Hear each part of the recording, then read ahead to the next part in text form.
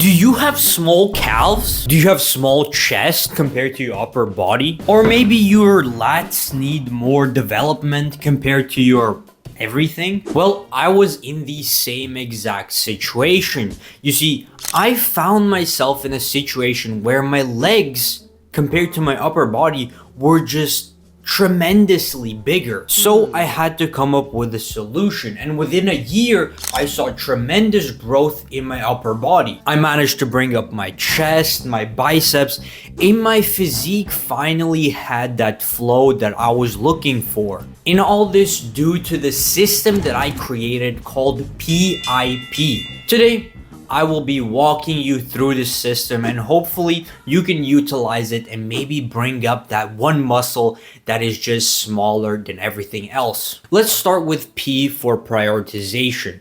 And for an example, let's take why many people's calves are lacking. It's because you put the calf training at the end of your split, meaning if you're doing a 3 days on, 1 day off, you're doing it on the third day of training. You're already exhausted. And then on top of that, you put them at the end of your workout. All this basically sets you up to failure and thus small calves. But wait, what if we reverse all of that? We will take the calf training, we will put it at the start of your split. So you're gonna do it on the first day back from resting. You will do it as the first exercise in that workout, and that's gonna give you that energy, and you're already gonna see growth from that. But I found that prioritizing can be even much more than that. For example, if you use pre-workout before your push day, now use it before your calf training. If you usually have a pre-workout meal on your pull day, now have it before your calf training.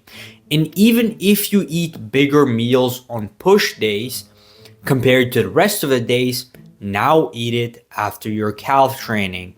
Even something as small as if you do cardio after your calf training, but you don't do it after your push day, now move that cardio from your calf training day to your push day. And you will recover more, you will have more rest for that muscle group. Prioritizing is making this muscle group the first thing you train and making sure it gets absolutely all the work, all the recovery, all the energy, and anything else you can think of. So if you do something let's say you really love training chest. If you do something special for chest, now do it for calves, and you will see that growth from this prioritization.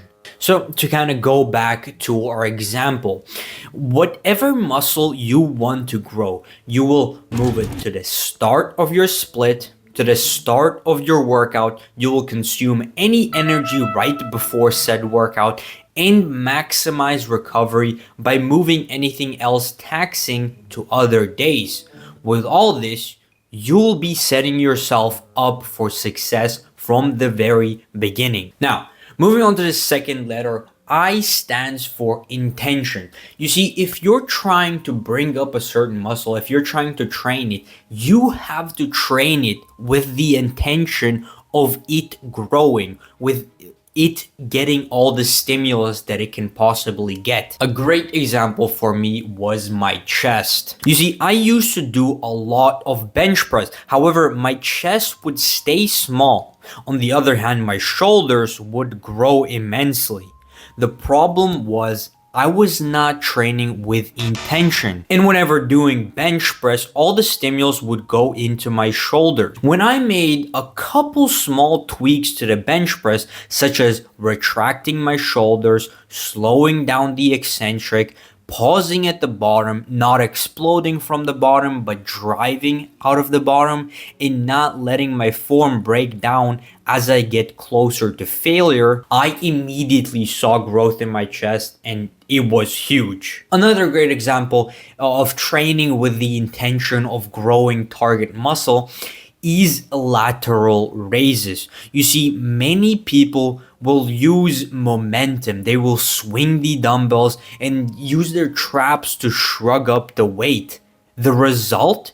you will get little growth of your side delts, and you will even drain some of that stimulus to your traps, which is not what we're trying to grow. So to fix this, we will disengage our traps and never use them on this movement. We will go slightly above parallel, a slight pause at the top to put more pressure on the delts, and a 2 to 3 second eccentric going down. And this is what intention is all about. Doing the exercise and driving maximal stimulus to the desired muscle for maximal growth, and not letting any other muscles take over on this exercise. Even if you start to get fatigued and you really want other muscles to take over, do not let that happen. If you're doing bench press and your chest failed, so now you're trying to push with shoulders, don't do that if you're trying to grow your chest. So for I, just make sure that every exercise trains exactly what that exercise is supposed to train. And the last P in PIP stands for persistence. And I know this may sound corny, all this consistency and you got to keep going, everyone's saying this. But in reality, this is very true. If you repeat the last 2 steps and you do them persistently, you will see the maximal growth that you can achieve in said muscle.